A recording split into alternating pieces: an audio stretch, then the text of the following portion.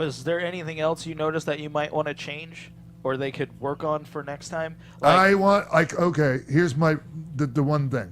Okay, find a venue where they'll allow the people to throw streamers.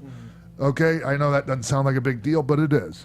And I was shocked when I rolled up to the arena. The first thing I saw on will call was it said no outside No food signs. and no streamer. Oh, Yeah. no signs. No signs, It said no no signs, streamers. no streamers. And I was like, no streamer. Like, Yeah. I was stunned. And Okay. also, I would like to see for title matches they have the ceremony with the flowers. Yes. Yes. Yes. Yep, I want that. See, while I was in line, we were talking about the streamers thing, and somebody else was like, well, people in New Japan don't normally throw streamers. That's for different feds. And I was like, I thought No, that was it's just not. Japanese wrestling overall. Yeah, who You're told you that? Some dude in line, and like, one of those. So that was weird. But the merch Should've just there called somebody a nerd. was I know. ridiculous that people the first night missed half of the show just waiting in Yeah. the merch line to buy stuff. So definitely, I would say next time have different merch stands? different merch stands, or like if you want programs here, if you want event shirts here, Yeah. if you're gonna spend like how WWE would be like, you're coming to buy replica belts and big money items, they're over here. Yeah. But Or literally, do yourself a favor and just head to Hot Topic first. Yeah. Well, it was crazy because the first night that line never got shorter than all the way around the arena. It was never insane. got shorter, and I kept going up to the front and like looking, and like it just stayed the same length. And I was like, don't they realize that you can order them online? Yeah, but someone was telling me if you buy things from New Japan online, you have to get a temporary like Japanese address that they mail it there and then they mail it to you. Like it's way Yeah, more of a that's- hassle and yeah. more money and hoops to jump through that people were like, oh, okay. You can't make things that hard for people to Well, do. you were saying trying to navigate through the New Japan That's world right. was hard. Yeah, it's a terrible experience to navigate that. Luckily, it wasn't hard to find out how to watch the actual live show. Yeah. But like, if I was going to try to go back and like hit the archives, which I tried to do, I had no idea how to do that. I went on the menu. I went everywhere. I couldn't find it. But I think that also the first day during the meet and greet, they had this kind of complication where it was one line to get tickets to meet certain wrestlers because it was like $10 you got the $10 ticket to be in the meet and greet in the first place, and then an additional $10 for each wrestler you wanted to meet, but at the same time you could buy merch. So this whole line was waiting to meet wrestlers to get extra tickets Yeah. and buy merch at the same time, which I heard got really complicated during the Yeah. meet and greet. And yeah, a lot of people did miss the show. The person next to me didn't come through till the main event, and I was like, where have you been? It's and crazy. you know what happens is, and I know they probably underestimated things, but and then you don't want to you're trying to save money by not having as many people staff. Your bandwidth and whatnot. Yeah, all that. But in a situation like that, you lose money. You're losing money because you don't have enough people out there selling things. It's like not having enough people working at a bar because you can only pour so many drinks an hour. Absolutely. So. We experienced Right? that when we went to a soft opening of a bar last week. It was the worst. Anyways, so hey, before we go, I want to talk about who stood out the most, and to me, as far as the guys, Gaijin wise, the foreigners, the Americans, or the white boys, or some black fellas too. I mean, obviously Omega and I think Okada Yes. proved beyond a shadow of a doubt he's one of the best ever, because that main event with Cody was just It phenomenal. was great, and the main event with Ishii, the second night was just the storytelling was amazing, man. The detail work that was involved in that match. The only thing that bums me out, the only blemish on it at all for me, that at times bummed me out. Amazing match, I loved the match. That New Japan hasn't toned down anything after what happened to Shibata, and that's pretty upsetting to me. I know it's a big part of Ishai's thing to do all the shoot headbutts and everything, but that's a bummer, man. After what happened to Shibata, and also what happened to Hanma, and also what happened to Misawa, that they haven't toned down a single thing. That's kind of a bummer to me. Yeah, I haven't really put any thought into that because I'm not I know something happened to Shibata. I'm not exactly sure what the nature of it was, but I'm sure it was head injuries, He had a right? subdural hematoma because of a shoot headbutt he gave Oh, okay. Okada, and he had to have emergency surgery. He's never going to wrestle again. And after that, like even Shinsuke Nakamura said like he thinks it's time for Japanese wrestling to start toning it down. That's the king bit. of strong style Yeah. who said that. So wow. Strong man. style evolved. So is he's their done new with thing. that. I had So- an acute hematoma and a blood clot on my brain when I was 19, and I still Well, kept on going. he's been you know his Are you Shibata's serious? whole thing is. How did you find out? I had to go to the hospital right from the Monster Factory. Yeah, I caught a guy who jumped way over my head, and I jumped up to catch him, and all his weight came down and crashed on the cement. Oh. Yeah, I was almost, they almost killed me at 19 years old. Yeah, I had a blood clot in my brain. It was brutal. Yeah, that was like probably my first major head trauma besides when I was a child. Sure. Now, were you like, I need to go to the hospital, or were they sending you No, to the there was hospital? no two ways about it. I was done. Like I was Yeah. like, yeah, no, it was bad. People were like, dust off and get back No in way. there, kid. You're No, fine. Go get no. some water. No, but I didn't mean to go up into the weeds on that No, because this it's isn't fine. about me. It's your the, show. The guys that stood out to me, because Kenny Omega we already know, amazing. But Michael Elgin stock went through the roof for me, and Zack Sabre Jr. Those were the guys that I really, really enjoyed watching the most. That Omega Elgin match was Excellent, amazing. man. It was the really most, good. Yes. most I've ever enjoyed in a Michael Elgin match ever. And I've known Michael Elgin could go for. I worked with him like I want to say probably 7 years ago. It was one of my. I quit doing quit doing singles matches back then because I wasn't trusting the guys. But I ended up working with him. I said okay, and after the first night, I'm like, oh wow, okay, yeah, I'll stick with this. You know, he was excellent to work with back then. Awesome. Yeah, I like and Zack Sabre Jr. Man, I pure wrestling wise, my favorite guy to watch right now, as far as the Hold for hold. yes, mat wrestling, yes, the best at doing it. And that fight to the rope spot, it was just second to none. I've never seen a fight to the ropes spot done that well ever in all my years watching wrestling ever. I think there's one guy that really stood out for me, obviously besides the other ones you guys mentioned, and it was Juice Robinson. Yes. Yes. I was Yes. like, whoa, like you just came out of nowhere. Yeah. Like it was badass. Yeah. I really enjoyed seeing him. I also really enjoyed seeing Naito. I thought that was really cool because Yes. he's so fast, he's so clean, he's so crisp Yep. with what he does. Ishii was amazing too. And I really liked the tag team match with the Young Bucks and Roppongi Vice. I thought that match one ruled. that was Yeah, a it's really great. good one too. So there was a lot of different highlights of the show, like little pieces here and there where I was like, oh man, I didn't know this guy was that great. Oh, this guy's even better, and Yeah. I'm just happy to be seeing this guy. Yeah, on that note, I thought Adam Page did really well because I've seen him wrestle before and I've never been overly impressed. But Yeah. his match this weekend, both of them were really good. I enjoyed that a lot. The only two guys I thought really should have been there that weren't were Hiroki Goto and especially Toru Yano, because I wanted to see and meet Toru Yano. Like, he was part of the original announcement when they said the Yeah. roster that was coming over, and so like that's when I was like, I'm going to Long Beach because I want to see yeah. Toru Yano, but he wasn't there. So I'm sorry, Bill. it's okay. Maybe next someday. time. Yeah. Maybe someday. I have a question for you guys. Do you guys think that they brought too many guys? Because I know some people were thinking that maybe they could have done without some guys, or do you think that they brought like just enough? No, I thought they did. Okay, we could question certain things, but overall, I thought they brought the right amount of firepower. I also felt like they really, because of the mix of people that they brought and the amount of people they brought, they were able to actually do really authentic New Japan shows. Yeah. Because people are used to indie wrestling, they're used to Ring of Honor, where it's like everybody gets 15 minutes, everybody gets 20 minutes, instead of New Japan, where it's like, here's a 7-minute match, an 8-minute match, a 6-minute match, a 10-minute match. Now there's an intermission. Now there's a 12-minute match. Now there's a 15-minute match. Like, I thought it was interesting that they went with the intermission both nights. Mm-hmm.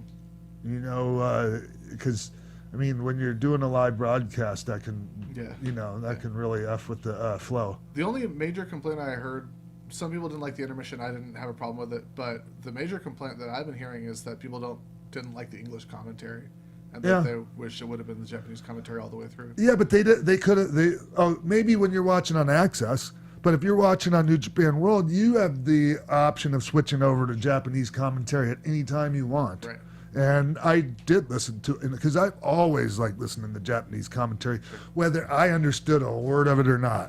It's just the emotion and the, you know, and how much what they put into it. Yeah. I think it's like watching lucha with American commentators. It's just not the same. Yeah, I would rather have, like, on my New Japan show that I was watching on Access, I would, nothing against anybody, but for me and my authentic experience, I would rather have the commentary in Japanese with subtitles, English subtitles. Yeah, that'd be great. Yeah, I dig it. I mean, and the same with my lucha. Yeah. You know. I really dug how authentic they were, though. Even the table during the War Machine Gods match, when they broke out the table and it was like the small Japanese table. Oh man, those like things. that's great. I've then the Chads. I've had easier street fights than trying to break one of those damn tables. Really? Yes. Yeah. My first match with in Japan ever was against Dick Togo, Oh. and the finish was Kaientai fame. I took him and I picked him up and tombstoned him through one of those tables, and nobody was holding on to the table. I had to balance myself and him, and somehow, man, and it actually broke, not like completely, but the people went nuts, and I rolled back in and won by countout. Yeah.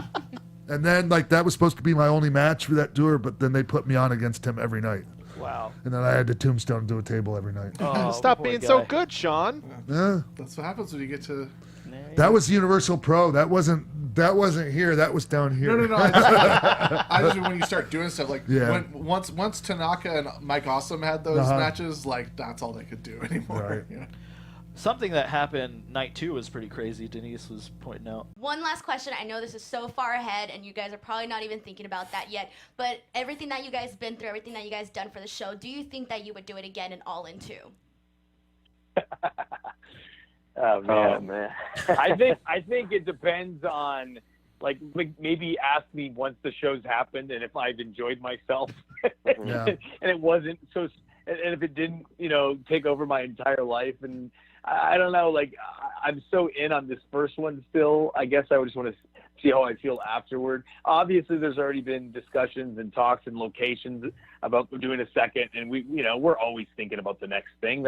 That's what we do, the next phase. So I don't want to say anything, but it's definitely not out of the question. The fact that it sold out in 30 minutes, it's like, all right, if we did another one, it'd probably be a big deal. Maybe we move to a bigger building. I don't know. I don't know. Don't say yes yet. All right, Nick, Matt, thank you again for calling in. This was just fantastic. We always love to hear from you. So we've already given them all the info on where they can get tickets and all that. So is there anything you guys want to add, anywhere you're going to be or social media? I just want to say thanks for everyone who has supported us. We're nothing without the Young Buck fans, and they've literally made us who we are today. So just thanks for everyone's help. Yep. And you can follow along with us. Every week we have our YouTube series, Being the Elite. You can go to beingtheelite.com, subscribe to the show. We put out some content every week. Then we're on Twitter. I'm Matt Jackson13. Nick, what's yours? Nick Jackson YB. All right. That's about it.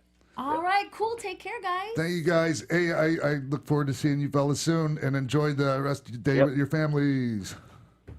Thanks guys. Bye-bye. guys. All right. All right, that was great. Well, I think, are we ready to shut it down, Sean? I think so. Yeah, well, Yeah. tell everybody where they can find you on social media, crew. You can find the show on social media at xpac12360. Let's start that again. Can we do that again? Yeah. Take 2. Go, Jimbo. Just No? forget it. Just Follow Sean on Twitter at TheRealXpac. The show on Instagram, XPac12360. Facebook, XPac12360 Show. Buy the t-shirts at ProWrestlingTees.com/Sean Waltman. And follow me on Twitter at Jimbo in the Booth. All right, Denise. You guys can find me on Twitter and on Instagram at _Denise Salcedo. Come chat with me. I always like to talk to new people and make new friends. Johnny? Jay Quasto on social media, Championship Wrestling from Hollywood every week on Fight TV. And August 24th, Pittsburgh Grand Hall, Blackcraft Wrestling, their first ever iPay-per-view. I'll be there too. All right, go and see him. You guys can always hit me up at Christy Reports. Take us away, Sean. all right. We'll see you all right here next week on AfterBuzz TV, Westwood One, and the Jericho Network. From executive producers Maria Menounos, Kevin Undergaro, Phil Svitek, Sean Waltman, producers Mark B. Donica, Jimbo Frank, Christy Olson, and the entire Xpac 12360 staff, we would like to thank you for tuning in. Like us on Facebook, rate and comment on iTunes and YouTube. Follow Xpac on Twitter at TheRealXpac and email us at xpac12360show@gmail.com.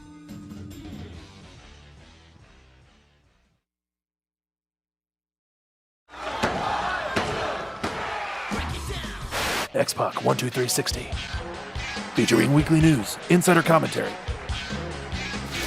and interviews with superstars, past and present from the world of pro wrestling. A new day is dawning for DX. And now, your host, Sean X-Pac Waltman. So I just want to get right into it. This weekend was an amazing weekend for professional wrestling. Definitely. Groundbreaking. Yes, man. New Japan Pro Wrestling came in Long Beach and kicked some major effing ass. Definitely. Yes. And right now on the phone, we're joined by Matt and Nick Jackson, the Young Bucks, to talk about a little bit of that. Hey, fellas. Yep. Hey, man. Hey. Thank you so much. Thank you so much for coming on, man, and thanks for getting on conference to be able to talk to you both at the same time. No problem. No worries, dude. Yeah. Thanks for having me. Hey, man. Like, okay. I mean, just like you guys, to me, are the premier tag team in pro wrestling right now. The elite, you could say. Yes, absolutely, man. And you guys already know I'm a big fan of yours, and it's the stuff that you guys have done, like your whole career, and in ROH and PWG everywhere, and this weekend though, man, like was really, really special, and the first match of the first night is very important, and you guys went out there and killed it, man, in that 10-man. Thanks, man. We had very limited time that night, and there was like 10 guys in the match. Yep. We're like, man, that's like what? I think they gave us 8 minutes. We're like, God, that's not even a minute for each guy. Right. We were like, there's only one way to do this style of match. Let's just go out there and kill it, and just have a sprint. And we were happy with it, but we were really excited for the next night when exactly. the title match. Well, I mean, that kind of do our thing. Yeah, that's what it was. It was the setup for the second night, and it was great because you guys, Rocky Romero slipped one over, and that basically, built for the match. And you guys just had an amazing tag match. I loved it, man. I loved that. Thank you. Yeah, we were very proud of with that one.